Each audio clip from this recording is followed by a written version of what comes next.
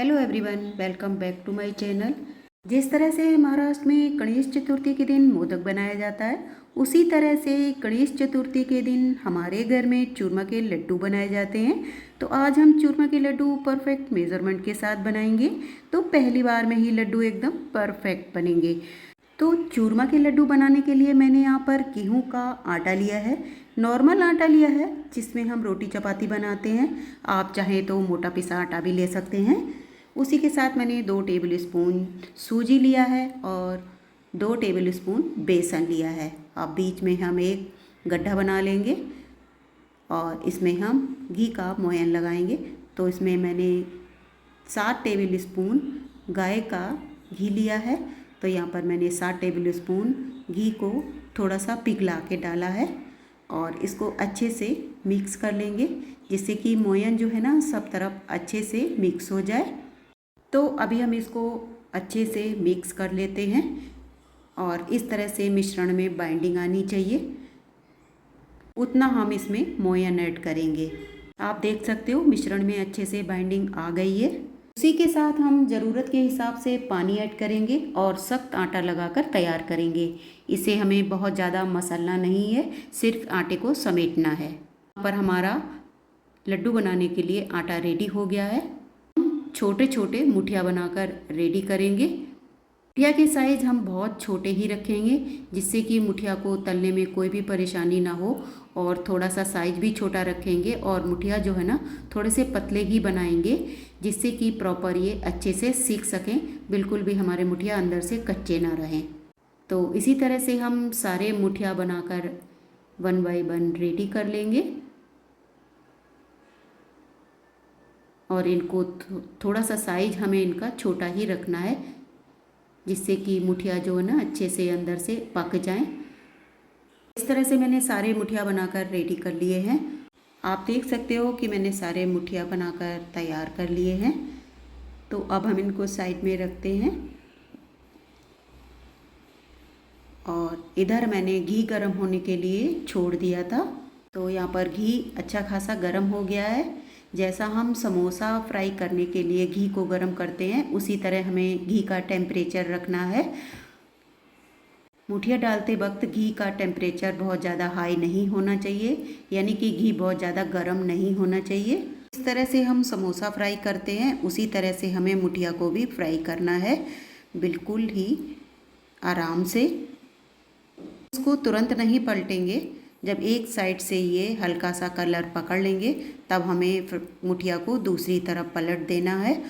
इसी तरह से हम अलट पलट कर मुठिया को सुनहरा कलर आने तक अच्छे से फ्राई कर लेंगे।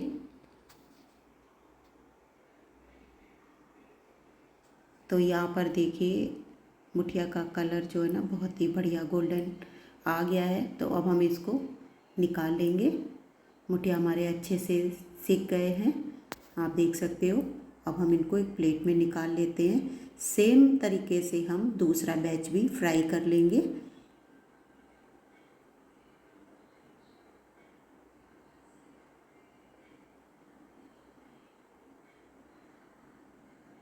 तो यहाँ पर हमने दूसरा बैच भी मुठिया का डाल दिया है और इनको धीरे धीरे करके हम फ्राई कर लेंगे।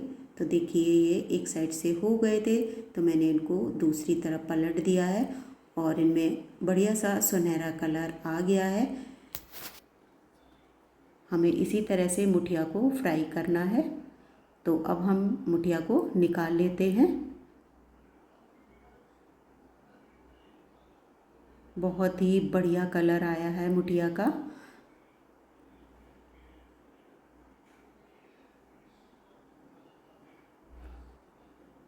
तो इसी तरह से हम सारे मुठिया को निकाल कर तैयार कर लेंगे। तो यहाँ पर मैंने सारे मुठिया को घी में से निकाल लिया है और अब हम इसको एक प्लेट में निकाल लेते हैं और इसको ठंडा होने के लिए छोड़ देंगे। तो यहाँ पर मैंने आधे घंटे के लिए मुठिया को छोड़ दिया था और अब ये अच्छे से ठंडे हो गए हैं। तो अब हम इनको तोड़ लेंगे। छोटे छोटे टुकड़ों में हमें इनको तोड़ना है, जिससे कि ये आसानी से ग्राइंड हो जाएं। तो यहाँ पर मैंने सारे मुठिया को इस तरह से महीन टुकड़ों में तोड़ लिया है। बहुत ज़्यादा महीन तो नहीं हुए हैं, लेकिन हाँ अच्छे से मैंने तोड़ लिया है। अब हम एक ग्राइंडर लेंगे और ग्राइंडर में हम थोड़ा थोड़ा करके इसको ग्राइंड कर लेंगे।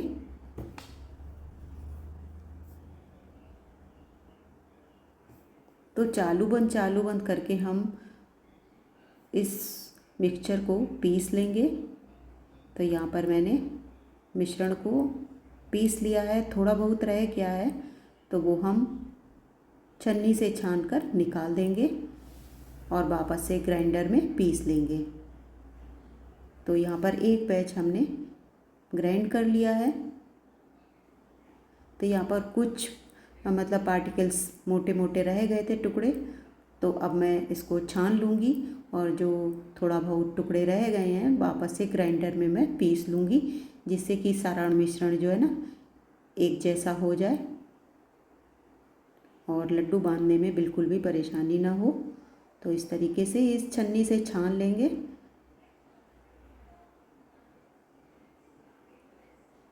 ये लड्डू बहुत ही आसानी से दोस्तों बन जाते हैं, बहुत ज़्यादा दिक्कत नहीं होती है।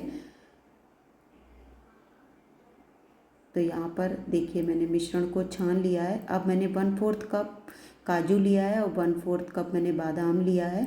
इनको हम फ्राई कर लेंगे अच्छे से, यानी कि थोड़े से ये क्रंची हो जाएं, तब तक हमें इनको फ्राई करना है। और अब फ्राई हो गए हैं तो मैंने इसमें 1 कप गुड़ डाला है। ये गुड़ देसी वाला गुड़ है, इसलिए आपको थोड़ा कलर जो है ना डार्क लग रहा होगा दोस्तों। तो हमें इसकी पाई नहीं बनानी है, बस हमें गुड़ को मेल्ट करना है, बस उतना तक ही हमें पकाना है। और ये देखिए मैंने इसको मिश्रण में डाल लिया है। अब थोड़ा सा ये गर्म है तो हम इसको चम्मच से मिला लेंगे। फिर हम इसको थोड़ा सा ठंडा हो जाने देंगे, फिर हम इसको मिश्रण को मिलाकर लड्डू बांध लेंगे।